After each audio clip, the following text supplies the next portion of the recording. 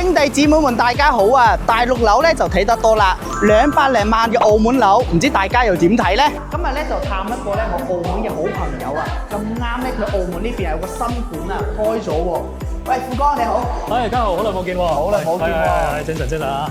聽講近排咧有啲新嘅項目喎喺澳門呢邊。哦，係啊，我哋樓盤啦，海南駿豐啦，澳門對上嘅新樓咧，就講翻6年前㗎啦。呢10年間裏邊咧，我哋樓盤就係喺澳門氹仔市中心嘅唯一選擇嚟。3500方嘅會所裏邊咧，有22項會所功能，譬如健身室啊、瑜伽室啊，我哋就做咗個大概16米度嘅泳池。咁啊，基本上由3歲到80歲，動嘅、靜嘅、男女老少都可以喺呢個會所裏邊滿足晒所有嘅需求。會所咁正啦，個管理費咧其實都係個半1尺啫，周圍有19條巴士線，交通方便啊。後邊有一個大型停車場啦，我哋自己地庫亦都有4層停車場，呢一點其實都體驗到我哋樓盤嘅位置嘅優越性啦。呢個就係我哋最細嘅面積嘅5開放式單位啦，面積大概係32個方，入嚟嘅嗰個優惠咧可以做到拎包入住嘅，會送晒所有嘅傢俬、梳化啊、茶几啊，跟住你眼見到嘅電器啊、冷氣啊，全部都係送嘅，交樓標準。咁包括見到成個一體式嘅床架啦，頭頂嘅空間我哋都利用埋啦，包括入邊我哋做咗一排嘅入牆櫃啦。係啦，咁打開入邊，我哋都細心，都好細心㗎啦，幫個客做埋啲燈帶啦。我想問下，好似呢個單位佢要幾錢？邊啲客戶買會比較多咧？按翻過往嘅買家嚟講咧，就單身貴族啦，或者係年青嘅夫婦啦，又或者係學生都比較多。呢個單位其實大概圍到港幣300萬到啦。哦，係啦，咁其實都唔貴嘅。咁啊，智能家居系統亦都係我哋交樓標準啦。我哋可以觸控面板啦，譬如 Home 就係翻屋企啦，撳一撳就所有嘢、所有燈同埋窗簾開晒嘅。咁譬如出街啦，撳一個 Outdoor， 咁所有燈同埋窗簾佢都會自己會關埋㗎。係啦，呢個就係啦，55方2房。咁我哋嘅樓盤咧，2房嘅戶型開始啦，就有露台啦。咁喺澳門咧有露台嘅單位咧，就相對而家越買越少啊。咁我哋50個方度有露台，其實都好難得㗎啦。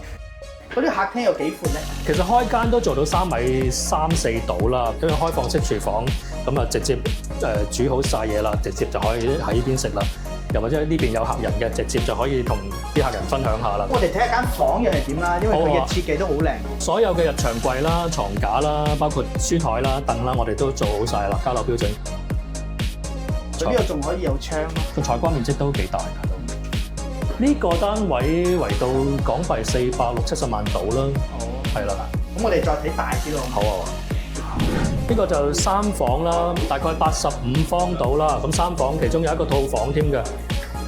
哇，呢幾好啊！呢係啊，咁收納空間其實真係好多嘅。見到呢啲背景牆都係交樓標準㗎，吊頂都係。廚房電器啦，咁5件套啦，雪櫃啊，跟住微波爐、煮食爐啦、抽油煙機啊，跟住仲有個洗衣機喺外邊啦，都係交樓標準。客廳上邊咧，大概開間3米多，到時咧我哋呢邊仲會做咗一個收納櫃嘅。下邊有收納櫃，咁上邊擺洗衣機。